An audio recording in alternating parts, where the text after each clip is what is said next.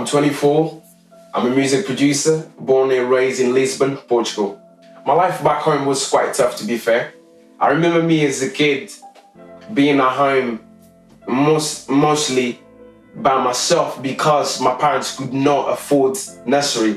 My brothers and sisters used to go school at the time, and I wasn't old enough. Throughout the years, I started going to school, but school was never an option for me whatsoever. I used to go to school. I used to stay out there. Never used to make it to my lessons. I always used to go there and hang around with my mates. I used to disturb others. I never used to listen to my teachers whatsoever. And until today, I do regret that. Throughout the years, I started falling in love with football. I remember me always buzzing to go football training and play my football matches during the weekend as well. But at the age of 16, everything just went downhill. That was the year that my dad passed away. That was the year that I dropped out of school. And that was the year that my mum and my older brother decided they would send me to England so I could better my life. Until today, I do pray for my friends that never made to 25. Life can be quite tough out there. Some people just go there and think Lisbon is just a great place to have holidays, but they've never seen the bad side of it. I started making music back in 2010. I was studying, I was doing this course at college, but that wasn't really me. I just needed to refine myself. So I started hanging around with Jason and Wilson, which were really into music, and Wilson showed me this software called Fruity Loops. So we started going Fruity Loops, and Wilson already knew how to work it out because he used to make music back home as well. So we started watching videos on YouTube. He taught me some tricks as well, and by the time I noticed, I was really focused on it. I was watching videos teaching me how to set up, and I did not have the full program, so I had to find ways how to get it because I was not working at the time. I was just doing a course at college. So I found the crack, and then I found FL Studio 9, kept on going and installed it on my old computer and stuff. And by the time I noticed, I was really into music and fell in love with it. Back in 2004, my brother used to be a 50 Cent fan, innit? So I was kind of forced to listen to it because my brother was constantly playing it at home. So I kept on wondering who is he playing? So basically I started off with 50 Cent, and then 2 years after, 2006, I started listening to Rick Ross, Lil Wayne, Berman, A-Sud, and so on. So I always loved the creative side of it. Even though I could not understand the language, I always loved the sounds and the way they used to put the music together, and the way they used to come up with music videos. My first project was back in 2014 with these major artists from Portugal called NGA. We made a project called Test Drive, and the video hit 1 million views on YouTube. So that was my biggest achievement so far. Working with him the process was quite tough, I would say, because I used to send him beats every single week, but they weren't good enough. But I kept on pushing until I got the right one, and we made history. And I'm really proud of it because I gave something to my community where I'm from, Portugal. So that will always be a track that everyone will just remember about. Working with Claudio Marques, that kid is a genius, I'm not gonna lie to you. So this is how we put things together. So I was having this haircut, so you called me and then said, Lory, hey, I'm putting Overthinking together, the EP.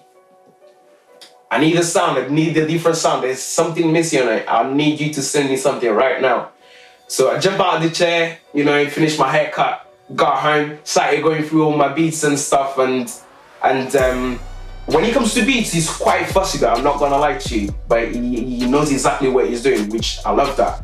I set him these trap beat, and then the next minute, he just turned it around. He recorded it on exactly the same day. I remember I was on my way to the studio in London, and then he sent me a little sample of it, and we played it in the car. And then Dice kept on saying, "This kid is a beast." He just went in on it, and you inspired him. That's why he recorded it on the same day. And next week the project was already out, and the project is called Kamikaze. He hit 100,000 views on YouTube and is out right now, so you should be able to check that out as well.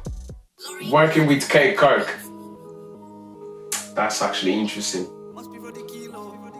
K is just a beast on the mic.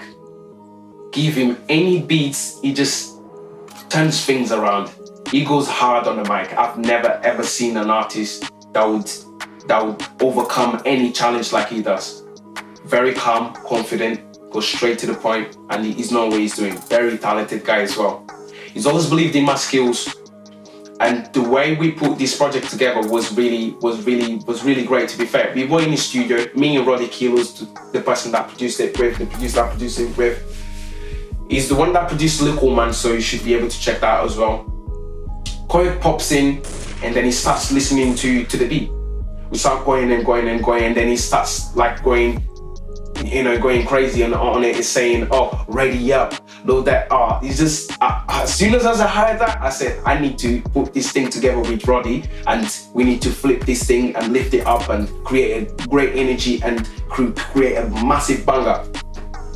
By the time I've noticed, everything was already wrapped up. We made a banger together, and that was just a special moment and something that I'll never ever forget, because it was the one that put me on and never doubted my skills whatsoever.